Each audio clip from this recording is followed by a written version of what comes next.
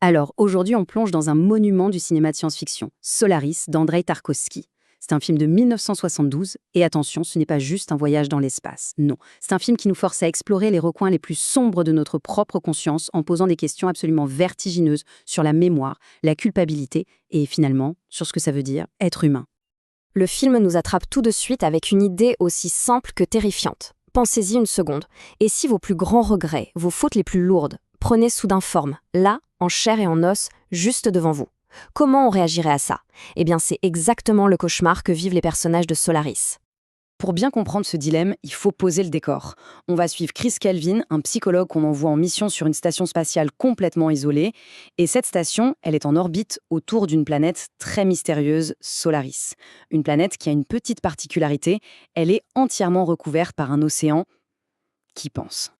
Et dès que Kelvin met un pied sur la station, l'ambiance est glaciale. C'est le chaos total. L'équipage est au bord de la crise de nerfs, les communications avec la Terre sont coupées et des choses de plus en plus étranges se produisent. C'est un véritable huis clos terriblement angoissant, perdu au milieu de l'immensité de l'espace.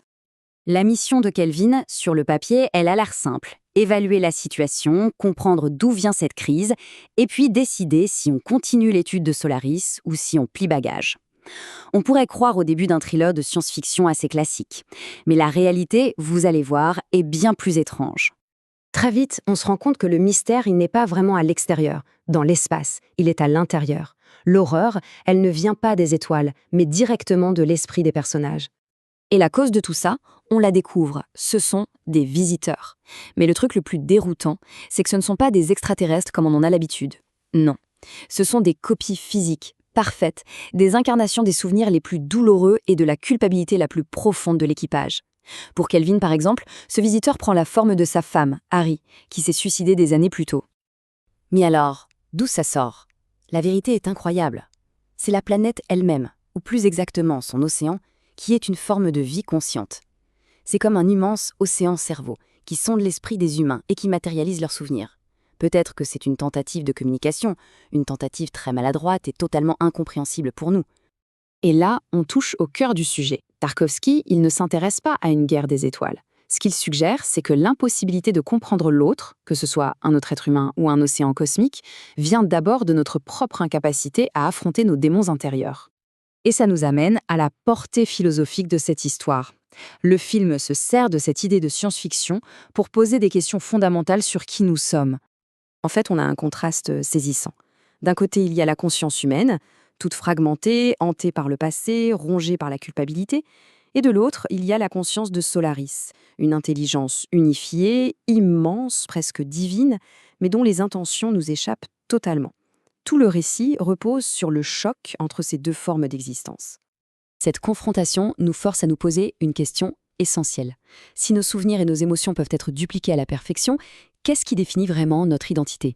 Est-ce que notre humanité, au fond, ce n'est que la somme de nos regrets?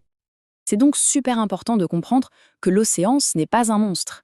Il n'est pas là pour torturer l'équipage. Il agit plutôt comme un miroir cosmique.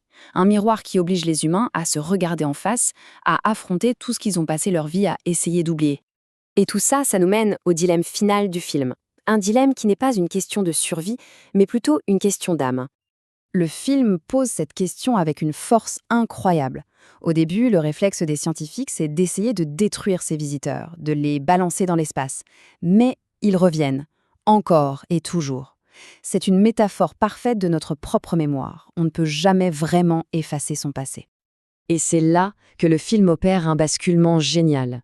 Le véritable enjeu, ce n'est plus de vaincre une menace extérieure, c'est d'apprendre à coexister avec ces manifestations de sa propre conscience. Accepter son passé, avec toute la douleur qu'il représente, devient la seule et unique voie possible. Évidemment, Solaris ne donne aucune réponse facile. Le film se termine sur une image puissante, très ambiguë, qui laisse le spectateur avec une question abyssale. Le salut, est-ce que c'est de se confronter sans fin à ces fantômes, ou au contraire est-ce que c'est de les accepter comme une partie de soi? C'est une question que l'océan de Solaris nous laisse méditer, longtemps, très longtemps après la fin.